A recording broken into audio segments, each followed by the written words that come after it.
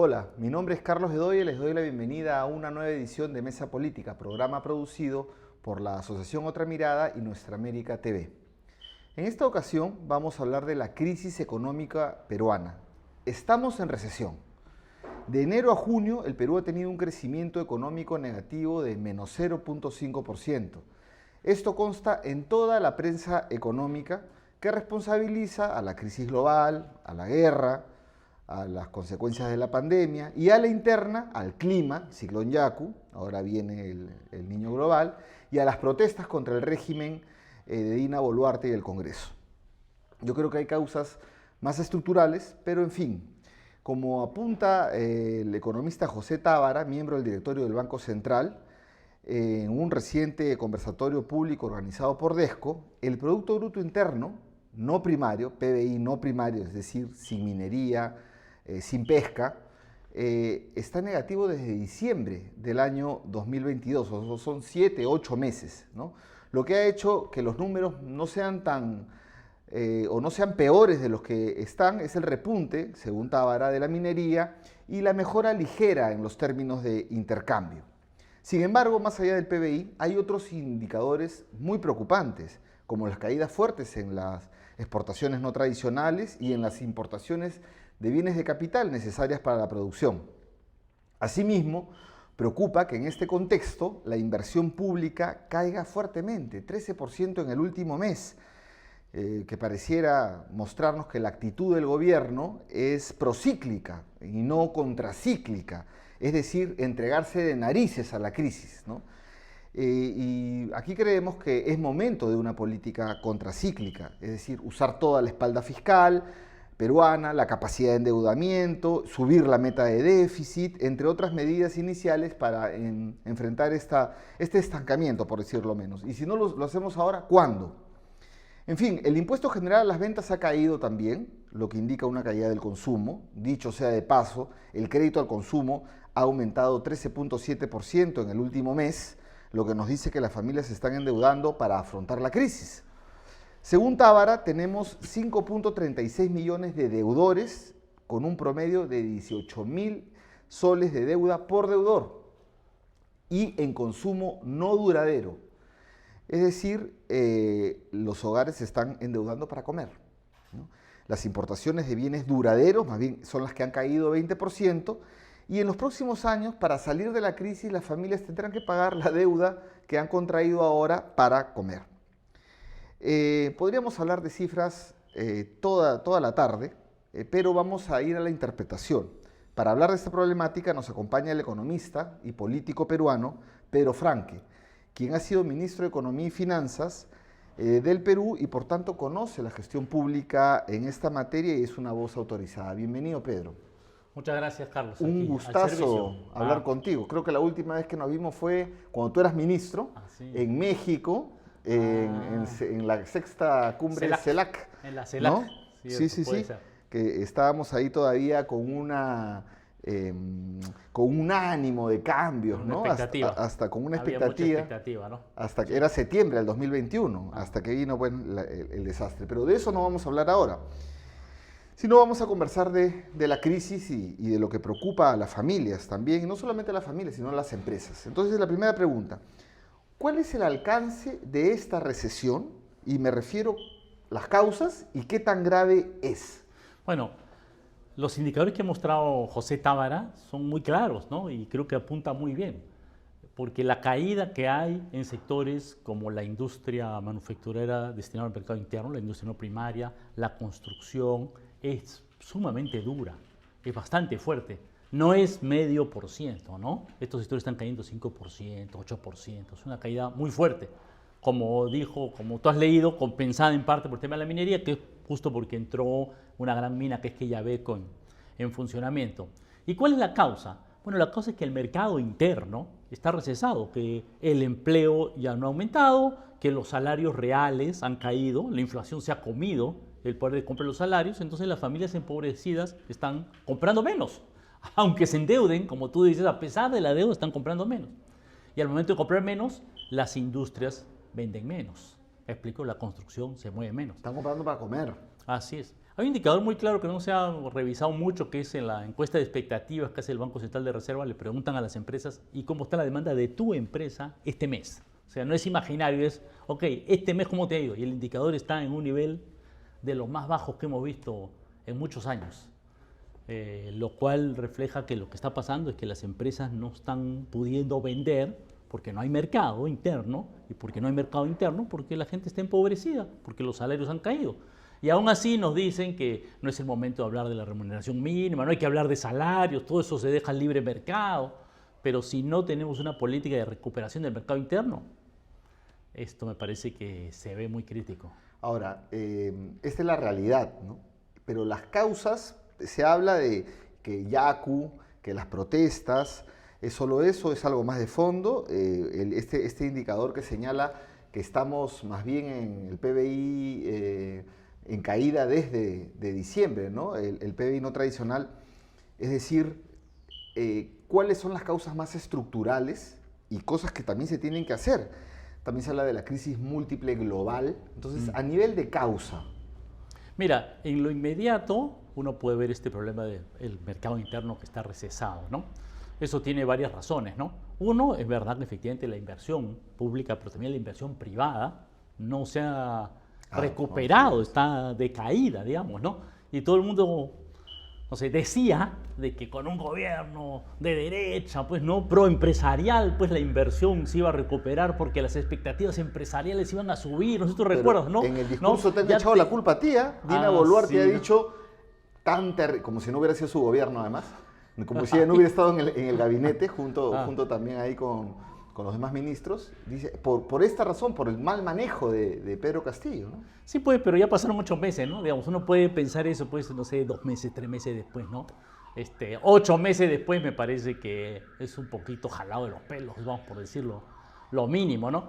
Y eso tiene que ver con una política económica también. O sea, uno, es verdad que el problema de gobernabilidad, que algunos dicen pueden echarle la culpa a la protesta, pero el responsable de fondo es el gobierno, ¿no? La señora Boluarte es la que en su primer discurso debió decir elecciones adelantadas. Y si el Congreso no lo hace, renuncio. Ella puede renunciar y adelantar las elecciones. Claro. Y resolver esta crisis de ingobernabilidad que tenemos. Porque efectivamente un inversionista piensa, bueno, de aquí a 12 meses, ¿quién va a ser presidente? De aquí a 18 meses, ¿quién va a ser presidente? Es verdad que la ingobernabilidad, digamos, ¿no es cierto?, ha afectado a la inversión privada, pero eso es, me parece, el gobierno el principal causante de esta cuestión, ¿no? Y por otro lado, en tema de una política económica, no hay política salarial, no quieren aumentar la remuneración mínima vital. La política fiscal, efectivamente, es una política fiscal que caen los ingresos, cae el gasto, ¿me explico? No es una política fiscal de ajuste, ¿no? Se ha mantenido la tasa de interés del BCR sumamente alta, entonces todas las condiciones de la política económica son condiciones que afectan al mercado interno y por eso es que tenemos esta situación. Y se apuesta nuevamente por una política neoliberal que es, bueno, la minería nos va a salvar y nos va a sacar del hoyo, pero no está sucediendo. O sea, ¿qué es lo que vemos en la cifra de este año? La minería crece 20%, la industria cae 8%. ¿Te acuerdas cuando nos decían, no se preocupen, la minería arrastra, la minería genera un montón de empleos indirectos, la minería es la locomotora que va a llevar adelante el Perú? Contámonos, ¿dónde está? Este año vemos la minería creciendo y vemos la economía cayendo. O sea, hay una demostración, digamos, empírica, fáctica, que no era verdad, que simplemente con un repunte minero la economía pero no va para adelante. Claro, digamos, ese piloto automático no responde, más bien, ¿dónde está el piloto? Entonces, para centrar esta crítica que estás haciendo, yo decía que tenemos una actitud procíclica, ¿no? Y no contracíclica, que es evitar eso, o sea, contra el ciclo económico. Entonces, ¿puedes evaluar ahorita la gestión del actual MEF, el señor Alex Contreras, y del presidente del BCR? ¿Cómo los ves? Mira, yo creo que la magnitud de la recesión, me explico, el hecho de que estemos en recesión, muestra, como tú dices, claramente que no ha habido una política económica oportuna para reaccionar a esta situación, ¿no? El mercado interno se ha caído, creo que sigue en caída, me explico, y me parece que las medidas no han funcionado porque o han sido mínimas o no han existido. Como te digo, el Banco Central de Reserva ha mantenido la tasa de interés sumamente alta y hoy en el mundo se discute la conveniencia de bajar eso. Y la política fiscal pues se anuncia con grandes bombos y platillos, ¿no? Hoy veo un periódico que dice, nuevo programa reactiva. Pero para la economía peruana los 500 millones de soles que se están anunciando son pues ni chancay de medio, son chancay de a cuarto. El programa reactivo fue de 50.000 millones. Claro. Y ahora están ofreciendo la centésima parte, el 1% de lo que se hizo en el programa Reactiva, y ahora dicen que es el programa Reactiva 2, pero es el 1%, pues hermano, no nos tomen el pelo. No sé qué decir, eso no mueve pues ni los 3 pelitos de atrás de la cola del perro. O sea que el señor Contreras, el señor Velarde no están a la altura de enfrentar esta situación. Bueno, yo creo claramente que hay que reevaluar la política económica. Me explico, si es que hay una recesión, ¿no? Claro, es bien fácil, o digamos, su recurso, es bien fácil decir, todo es culpa de otros, ¿no? Todo es culpa del clima, es culpa de las protestas, es culpa de todo lo malo de antes, yo no tengo nada que ver con esto. Pero ese argumento me parece que es poco creíble, digamos, ¿no? O sea, la política económica no tiene nada que ver. Y entonces, ¿para qué está la política económica? Y creo que precisamente uno de los grandes problemas es que ¿no? Hay una desaceleración fuerte y la causa, como te digo, es el mercado interno. Entonces, ¿cuál es la respuesta, no? Pequeñas medidas parciales de pequeños detallitos por aquí y por allá que se van anunciando no responden a la magnitud de la crisis, ¿no? Sí, hay como un condicionamiento ideológico, porque cuando veo la prensa especializada y los opinólogos, la gente que bueno, va a decir cosas, por ejemplo, ¿no? La meta de déficit parece que fuera un mantra, ¿no? Entonces no se puede tocar la meta de déficit, ¿no? Entonces tú que has estado en la gestión, ¿cómo ves esto? ¿Hasta dónde nos podemos endeudar? No, la deuda pública del Perú es ahorita la más baja de América Latina, digamos, ¿no? El promedio de América Latina está muy por encima del promedio de deuda, del nivel de deuda pública del Perú. Nosotros tenemos un margen de endeudamiento.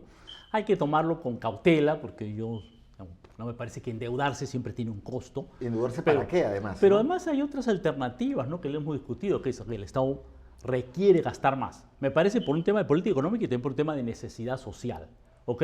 La educación, la salud, o sea, que es un desastre, digamos, ¿no? Pero para eso también hay la opción de una reforma tributaria. En Chile acaban de aprobar la nueva ley de regalías en Chile, que le va a dar a Chile una buena cantidad de recursos adicionales, ¿no? En Colombia, Petro impulsó y sacó una reforma tributaria que le está dando 1.5% más del PBI de ingresos. ¿Y tu reforma, Pedro, fiscales? se quedó? Y acá, bueno, efectivamente, quedó. pues lamentablemente, tú sabes que cuando quieres apretar callos de la gente que tiene los bolsillos gordos, se mueven pues muchos hilos, ¿no? Claro, entonces es momento para retomar por lo menos la reforma tributaria que se diseñó en el MEF que tú dirigiste y que, digamos, creo que se aprobó creo que un pedacito nada más, Sí, y no lo central, que era lo que tú señalas respecto a la minería. Se calculaba en esa época, recuerdo que eran unos 12.000 millones de soles adicionales por año. Qué importante sería tener esos recursos ahora. Definitivamente, ¿no? Y los precios de los minerales siguen siendo precios muy buenos en el mundo. El precio del cobre, digamos, es un precio, ¿no?, cercano a 4, 3.80, 4, es un precio excepcional, digamos, ¿no? Como te digo, Chile está aplicando unas regalías mineras porque además la perspectiva es que eso, dada la transición energética, va a mantenerse a mediano plazo, ¿no? Entonces ahí hay una cantidad de recursos. Otros países están aplicando impuestos a las sobreganancias de los bancos. Petro lo hizo en Colombia. Curiosamente, en Colombia el que lo comenzó a hacer fue Duque. O sea, el gobierno de derecha de Colombia ya comenzó a poner un impuesto a las sobreganancias de los bancos, que Petro lo ha continuado. Pero ahora el gobierno de derecha de Italia ha puesto un impuesto a las sobreganancias de los bancos, porque en todo el mundo los bancos están subiendo las tasas de interés que le cobran a la gente. Igualito pasa acá, pero no te aumentan la tasa de interés que te pagan a ti por tus depósitos. Y le agregamos las AFPs, ¿eh? Claro, tus depósitos te pagan una porquería y el banco tiene un margen de ganancia grandazo, digamos, ¿no? Y Reactiva les dio pues un montón de dinero. Entonces uno dice, bueno, aporten, pues, ¿no? Este es un momento de necesidad. No queremos recaer en un déficit fiscal muy alto, pero hay una necesidad de impulsar el gasto público, la inversión pública, una política contracíclica y que va de la mano con la necesidad de mejorar el gasto en salud, o a mi juicio, yo creo ahora eso es bien importante, darle un empuje, un soporte importante a la agricultura familiar. Creo por dos razones. Uno, porque la agricultura familiar está golpeada por razones climáticas, por el alza de los precios de los fertilizantes, viene una situación delicada. Es ahí donde están los grandes bolsones de pobreza del Perú. Y yo creo que también es una de las grandes razones por las cuales hay muchísima gente descontenta con la política económica y que el gobierno, que la democracia en el Perú, porque los millones de campesinos en el Perú, ¿qué sienten? Que cuando hay momentos de dificultad, para ellos no hay nada, ¿no? ¿Cuál es la política que tiene este gobierno respecto a la agricultura familiar? No, no hay Ninguna. La única política es sobrevivencia política. Eso es la única política, eso queda claro, lo hemos abordado aquí. Quiero rescatar dos cosas que se debatieron, hubo iniciativas en tu gestión, porque aquí la gente que nos ve dirá, pero Pedro ha sido ministro de Economía no hace mucho, ¿no? Entonces, justo lo que está diciendo, ¿por qué no lo hizo? Hay dos cosas que yo quiero rescatar. Uno, la reforma tributaria, que no se la compró ni siquiera Castillo, ¿no? Te dejó solo ahí para que te devoren en el Congreso. Y la segunda cosa, pero que sí más o menos se ha mantenido, tú me dirás, es la negociación colectiva en el sector público, que tiene detrás una mirada de política salarial, de mejora de los ingresos reales. En este momento, esos tipos de herramientas, primero dime qué te parece, cómo esas dos iniciativas tú las propusiste, para qué, cuál era tu objetivo, y lo segundo es, y en este momento, ¿qué tan importante es, ¿no? Bueno, de la reforma tributaria hemos hablado un poco, pero es un tema estructural. El Perú tiene una presión tributaria bajísima, 15% del Producto Bruto Interno. Con ese nivel de ingresos fiscales, vamos camino a ser un Estado fallido. Vamos camino a ser un Estado fallido. ¿Por qué? Porque el Estado no le da a la gente los mínimos de educación, salud, para que la gente tenga algún tipo de relación, confianza con el Estado, y mucho menos resolver el problema de la seguridad. Entonces, la reforma tributaria, y eso está identificado por la OCDE, por el Fondo Monetario. Digamos, decir que en el Perú hace falta mejorar la presión tributaria es algo que me parece que sí es un consenso, ¿no? Lo que pasa es que hay grupos económicos, monopólicos, de mucho dinero, que por supuesto no quieren que les toquen el bolsillo, ¿no? Como las mineras, los bancos, etcétera, ¿no? Por decir algunos, ¿no? Entonces ese es un problema estructural del Perú que a mi juicio afecta a la coyuntura, porque hoy afecta los problemas de la meta fiscal, por ejemplo, pero también afecta cómo salimos de esta, ¿no? Estamos en una situación de ingobernabilidad, ¿no es cierto? El descrédito del gobierno, del Congreso, 80, 90%, pero ha pasado a convertirse en algo que va más allá de, incluso que de Dina Boluarte y el Congreso, que se lo tienen bien ganado, digamos, ¿no? Han hecho su mérito para ser tan rechazados por la población. Pero yo creo que la población en general rechaza al Congreso, al gobierno, porque no siente que le den nada, ¿no? Y entonces, si no se hace un esfuerzo de recaudación, de que los que están concentrando la riqueza le den, ¿no es cierto?, espaldas financieras al Estado para que la gente reciba salud, educación, ¿no?, apoyo al agro, me parece que la gobernabilidad del Perú entra en cuestión. Qué importante hubiera sido que se aprobara la reforma tributaria, que incluso para algunas personas era moderadísima, porque no tenía impuesto a la riqueza, una serie de cosas, pero estaba ahí. Qué importante hubiera sido que se hubiese aprobado tal cual, porque en este momento estaría dando fruto. Porque si la hacen ahorita va a ser para el próximo año. Por supuesto, por supuesto, por supuesto. Claro que sí. Y tú preguntabas también por el tema de la negociación colectiva en el sector público, ¿no? Y, claro, la mirada económica básica es que, claro, eso implica pues mejorar los salarios, implica un esfuerzo fiscal, pero tiene que ser parte de una política para mejorar la gestión del Estado, ¿no? Y ya terminar con esta situación de los CAS y los contratos de servicios no personales por unas cantidades irrisorias. Los castigados, ¿no? Pero además es un derecho elemental, hermano. El derecho a la negociación colectiva es un derecho humano reconocido mundialmente. El Perú es firmante de varios convenios internacionales que lo plantean eso. En todo el mundo. Que aquí los trabajadores la ley de públicos, presupuesto, ¿no? Claro, en todo el mundo los trabajadores públicos tienen derecho a la sindicalización y negociación colectiva igual que los trabajadores privados. Desde luego, en un marco de responsabilidad fiscal, claro, no se puede pues, sacar dinero de donde no hay. Entonces, para mí sí fue una iniciativa importante, era reconocer un derecho, que creo que está bien que se haya reconocido. Ahora, lamentablemente este año también eso ha quedado, digamos, restringido por la cantidad de dinero que ha puesto el MEF sobre la mesa, ¿no? Me explico, porque de entrada el mes dice, bueno, solo hay 500 millones, digamos, ¿no es cierto? Entonces ya pues el margen para negociación es estrecho y ya han incumplido la primera parte, ¿no? Porque uno de los pactos dentro del de la negociación colectiva firmada es que en julio tiene que haber un bono y no se ha pagado. No se ha pagado. No. Y como si no pasara nada, ¿no? Entonces yo creo que es una reivindicación básica que en general yo creo que implica revisar nuestro punto de vista respecto al trabajo y a los trabajadores del país, ¿no? Hemos estado durante muchos años con unas políticas neoliberales que consideran que lo mejor para la política neoliberal es que a los trabajadores se les pague lo mínimo posible.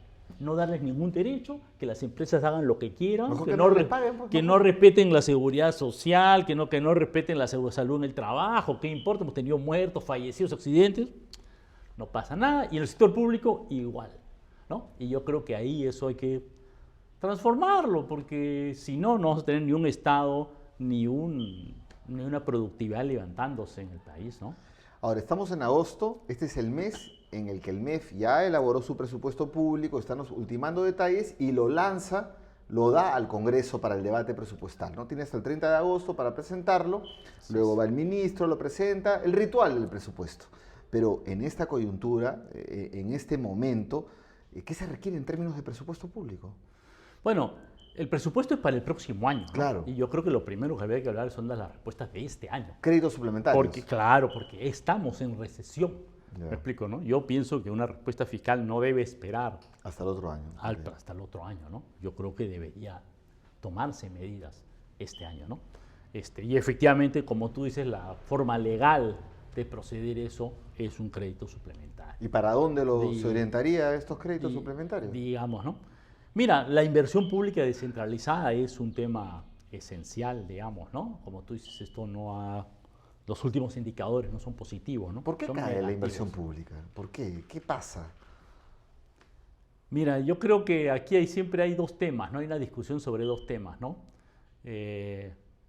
Uno es la capacidad de ejecución de los gobiernos regionales, locales y de los ministerios, ¿no? Es una realidad, efectivamente, ¿no? Y claro, el gobierno que era de la gestión muy positiva, de una gestión mucho mejor que nunca antes, bueno, vamos, el indicador más simple de todos, ahí se están viendo los resultados. Pero hay otra razón, ¿no? Son dos razones, que es el presupuesto, digamos, ¿no? Algunos dicen, no, ¿para qué van a dar presupuesto si no ejecutan? Mira, está demostrado, digamos, que si tú aumentas el presupuesto, aumenta la inversión pública, porque hay una serie de proyectos paralizados. En el momento en que se aumenta el presupuesto, hay nuevos proyectos que pueden entrar en ejecución, digamos, ¿no? Entonces, hay las dos razones, digamos, ¿no es cierto? Hay un tema de tope presupuestal y seguramente también hay un problema de capacidad de ejecución de distintos sectores. Pero frente a eso, lo que corresponde al Ministerio de Economía y Finanzas es reaccionar, ¿no?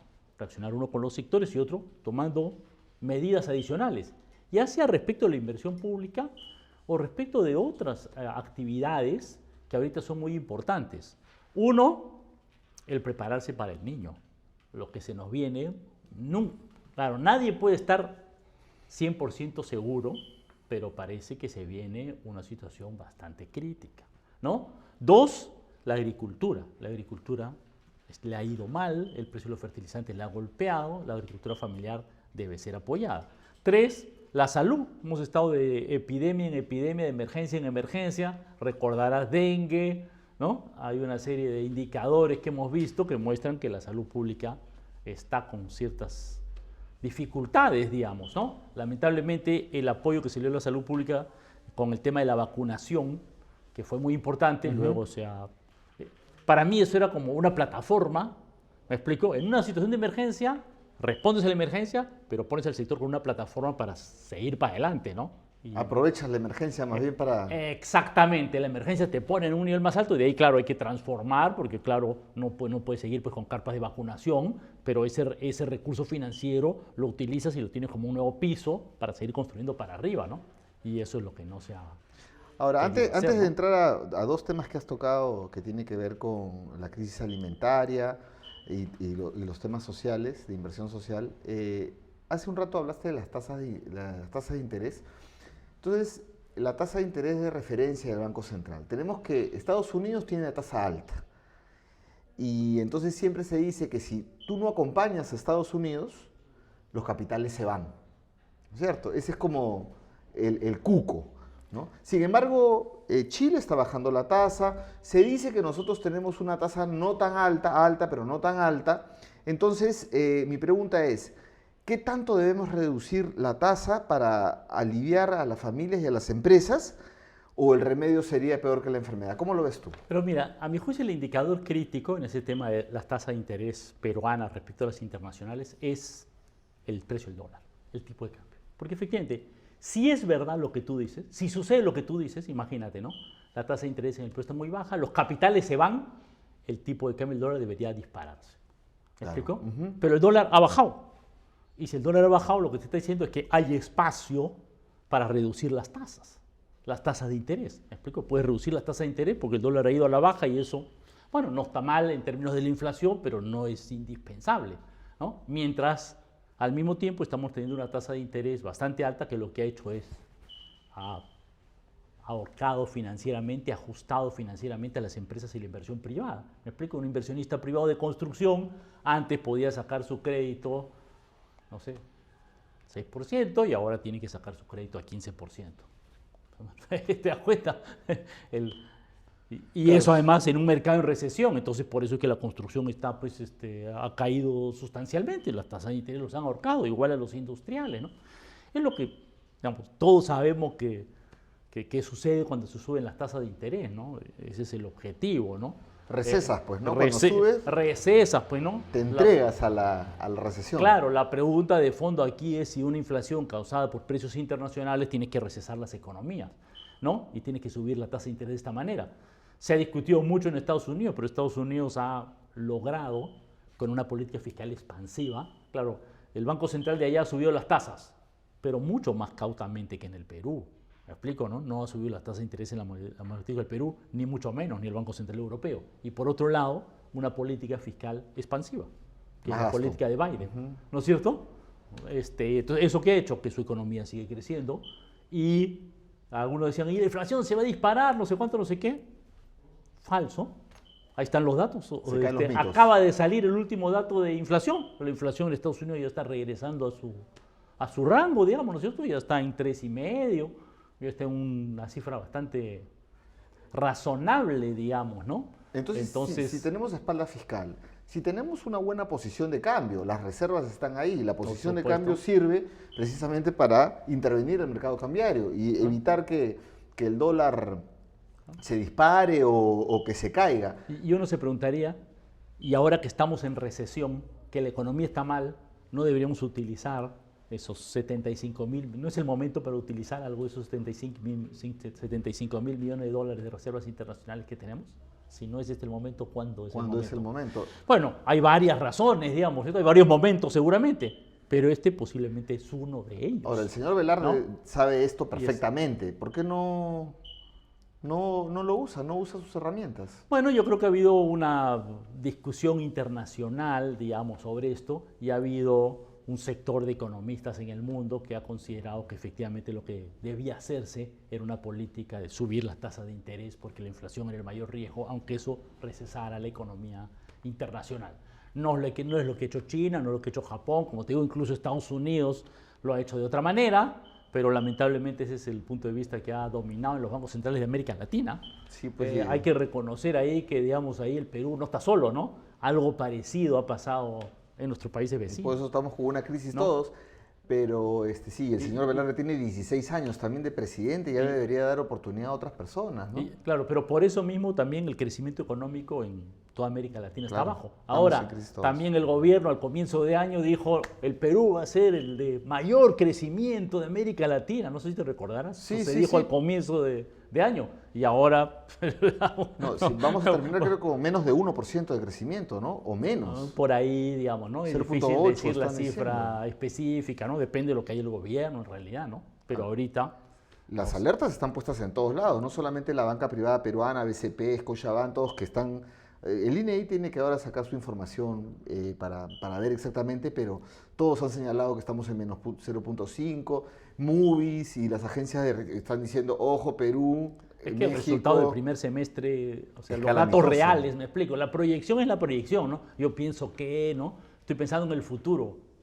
Nadie conoce exactamente el futuro, pero los datos efectivos del primer semestre son muy malos. Muy malos. Esa es la realidad. Y cuando uno mira ya la década, Humberto Campodónico estaba también exponiendo en este evento en Desco, él señalaba que la década 2014-2023 es una década perdida, muestra ahí los ingresos, en varios indicadores, como para mirar la foto más grande, ¿no? Ajá. Y dice que esa década perdida es más grande que la década perdida 81-89, 80-89, que es más grande, y lo puso ahí las cifras y bueno, todos nos quedamos mirando, y que podría ser incluso, no el final del 2023, sino mayor en esta... Para América Latina en su conjunto. Para América Latina en su conjunto. Ah, ¿no? pues, puede Y ser, efectivamente. No, no he visto las incluso cifras del incluso conjunto de América en el Latina, Perú también pero- señala que le podemos llamar a esto una década perdida, ¿no? Eso sí comparto, ¿no? Ahora, la década, pues la crisis del 89, 90, 91 fue excepcional, fue terrible en el Perú, ¿no? No sé si decir nadie puede competir con eso, pero la verdad es que fue mucho más grave que lo que tenemos ahora, ¿no? Las cifras están ahí, ¿no? Ya vamos a ir cerrando, dejo la parte de la crisis alimentaria al final, pero antes es, bueno, el tema de la inflación. La inflación ha golpeado bastante, se habla de que está disminuyendo. ¿Ves algún riesgo de repunte? No, me parece improbable, digamos, ¿no? Si es que, digamos, la guerra se agravara muchísimo y el comercio internacional de granos se interrumpiera totalmente, pero me parece que es un escenario Pues estamos en 5.88 de inflación. altamente improbable, sí, pero está claramente a la baja a nivel internacional, digamos, ¿no? Entonces, no me parece que sea muy probable, digamos, ¿no? Siempre hay la duda, se está discutiendo un poco, no sé si tiene que ver con este punto, que es, bueno, el fenómeno del niño, cuánto va a afectar el abastecimiento alimentario en el Perú y a través de eso a los precios, ¿no? Definitivamente a comienzos de año sí hubo un efecto, porque claro, la interrupción de carreteras, las inundaciones generan un efecto en el mercado de alimentos, ¿no? Y si el niño que viene fuera catastrófico, digamos, no lo podemos descartar, podría haber ahí un efecto, ¿no?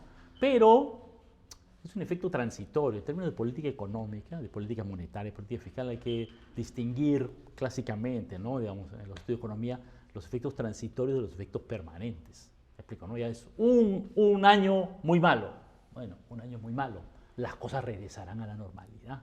¿Me explico? ¿No? No tienes que recesar toda la economía y hacer que la gente no compre papa o que no compre limones porque la carretera está cerrada. ¿Te das cuenta? Lo aguantas una vez, ¿no? Y estás tocando el tema de la seguridad alimentaria, entonces ahí estamos en sequía. Hay sequía y eso está golpeando la agricultura familiar. ¿Y yo por qué digo esto? Porque si bien es cierto, hay números feos en la agroexportación, el sector agro en general, siempre como que la agricultura familiar nos salvaba. En la pandemia, la agricultura familiar nos salvó, o salvó a muchísimos miles de peruanos que regresaron, incluso fueron manos de obra más todavía, la gente estaba contenta en el campo. Ahora la sequía, lloran todos, pues moja a todos, no moja, seca a todos, ¿no? Entonces, ¿tú cómo ves hay una crisis en ciernes alimentaria, hambruna se está hablando, ¿cómo ves eso? Bueno, yo creo que sí, la situación de la agricultura familiar es delicada. Yo creo que este fenómeno del niño, lo que sabemos de anteriores oportunidades es que tiende a generar pues exceso de lluvias en el norte, en la costa norte, y sequía en el sur, ¿no? Y ya tenemos un año con eso, más el golpe de los fertilizantes, y si nuevamente tuviéramos un fenómeno del niño con un nuevo año de sequía en el sur, creo que sería bastante crítico, ¿no? En el Perú siempre en el Perú se importan muchos alimentos y hay otros mecanismos de abastecimiento. Entonces, a mi juicio, el golpe mayor es sobre los propios productores agropecuarios del sur, ¿no? Que ya han mostrado su gran fastidio, digamos, ¿no es cierto?, su rechazo al gobierno actual y que estarían mucho más golpeados con esta sequía, ¿no? Entonces a mí me parece, como te dije creo al comienzo, que el tema de agricultura familiar es un tema que efectivamente está en una situación delicada, que requiere una respuesta urgente del gobierno y en la cual sirve también para reactivar, ¿no? Sirve también para tratar de ayudar a las familias a que puedan generar nuevos espacios productivos, ¿no? Una transformación productiva mayor, ¿no? Entonces yo creo que ahí hay un área a la cual no se le está prestando bastante atención y que Pero sí me hubo parece que es bastante esta crítica, idea ¿no? de segunda reforma agraria que yo entendía más que todo como lo que necesita es una revolución agraria, más que, porque la reforma me parece que tiene que ver con la tenencia de las tierras, o así lo entendía yo, pero finalmente quedó en anuncios nomás, no le Sí, dieron el apoyo, entonces claro, necesitamos... para mí la primera reforma agraria fue propiedad de la tierra y Sí, efectivamente muchas veces se ha entendido así. Yo claro. creo que la idea, llámalo segunda reforma agraria, llámalo revolución, llámalo como quieras, hay que darle un apoyo fuerte de crédito, de infraestructura de riego, de nuevas tecnologías Claro. que están en la mano. ¿Me explico? Hay diversos proyectos y tecnologías para poder transformar la pequeña agricultura familiar y darle un salto en su productividad hacia arriba. Eso, a mi juicio, es lo que hace falta y ahorita sería una buena oportunidad. Por ejemplo, todo lo que es pequeña infraestructura de riego. Siempre se habla de los grandes proyectos de irrigación. No está mal, Majesí, Guachabimoche. Pero también la oportunidad de hacer cientos de pequeñas irrigaciones en la Claro, sierra canales para y todo. ayudar a todos esos agricultores y ahorita eso generaría empleo y le da una salida a los hogares que están afectados por la sequía. ¿Te das cuenta? Entonces es un mecanismo que en esta coyuntura habría que aprovechar, ¿no? Sí, hasta para Habría que enfrentar el potenciar. niño global, ¿no?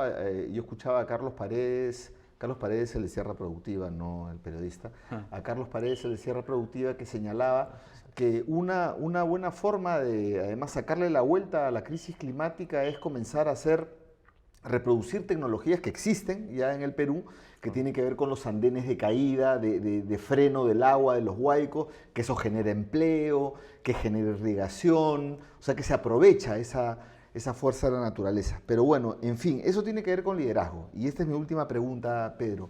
Es evidente que no hay un liderazgo político, el régimen Boluarte-Congreso, digamos, es un régimen de sobrevivencia política, básicamente esa es la agenda número uno.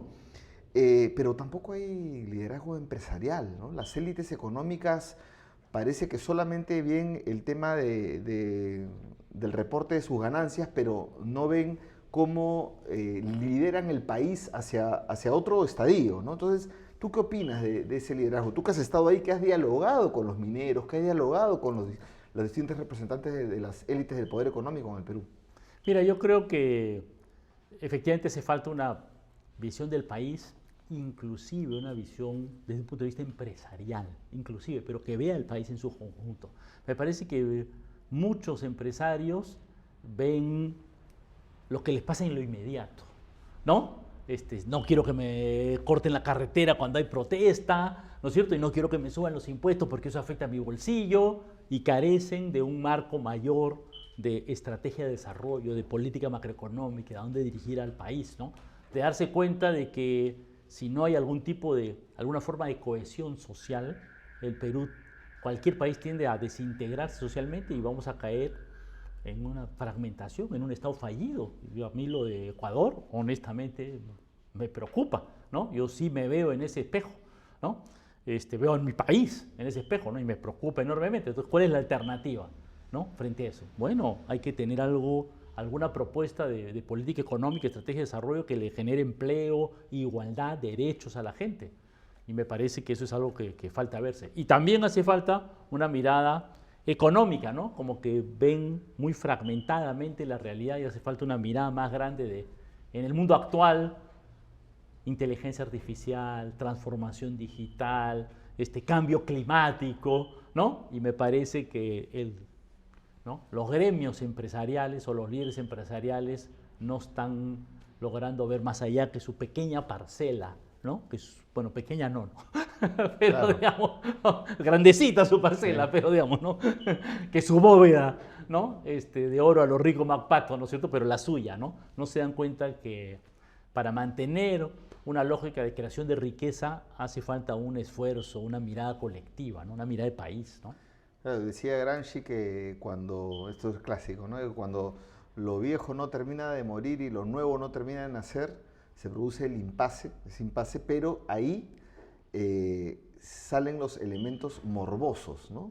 Estos elementos que tienen que ver con las bandas, la inseguridad, lo que has hecho referencia de Ecuador, la infiltración del crimen organizado en la policía, en los organismos de seguridad. Entonces, ese es el gran riesgo, ¿no? De que nos vayamos a un estado en el que sea bastante difícil convivir o vivir, ¿no? Y entonces yo cierro ya esta entrevista diciéndote, tú has estado de ministro, me imagino que has salido un poco escaldado, el que pasa por ahí lo empapelan, debes estar ahí viendo algunas cosas, todavía de consecuencia de ese momento de servir al país. ¿Vas a seguir en política? Mira, uno, no tengo ninguna acusación ni investigación fiscal, no la he tenido. Hubo una comisión del Congreso, por supuesto, dirigida por un congresista ultraderechista que inventó una cosa que tenía tan poca lógica que ellos mismos dejaron caerla, ¿no? Ya. Entonces no estoy empapelado. Ya, estás tranquilo, entonces, no tengo bueno, porque a todo el mundo empapela. No tengo nada pegado, ¿no? Ya. Y bueno, yo ahorita soy profesor universitario y quiero aportar al Perú con mis ideas, pero mis ideas siempre son nuevas, pero nunca han estado alejados de lo que yo siempre he creído que es un valor esencial, ¿no? Que es la igualdad, la justicia social, ¿no? Yo creo que el Perú, uno de sus grandes problemas, para mí, por razones éticas, pero también por razones políticas, es la enorme desigualdad, discriminación. O sea, claro, como son mujeres aymaras, las apalean, las maltratan en la plaza de armas, ¿no? Me indigna. A mí esa vaina me indigna. Me sigue indignando todavía. Y yo en esa línea voy a seguir, ¿no? De tratar de acabar con luchar contra esta desigualdad, ¿no? Con esta discriminación, con esta opresión que hay sobre determinados pueblos del Perú, que realmente es algo, pues, colonial, francamente colonial, ¿no? Con lo cual, lamentablemente, pues, nuestras élites empresariales y muchos de los que dirigen hoy se sienten muy contentos, digamos, ¿no? Lamentablemente, pero yo creo que eso es algo que no podemos dejar pasar. Qué bueno, Pedro, entonces vas a continuar en política y ahí te veremos haciendo algo por el país, como siempre. Te agradezco mucho esta entrevista y vamos a seguir conversando sobre economía y política. Muchas gracias, Carlos. Y con ustedes, amigos y amigas, será hasta otra oportunidad aquí en Mesa Política.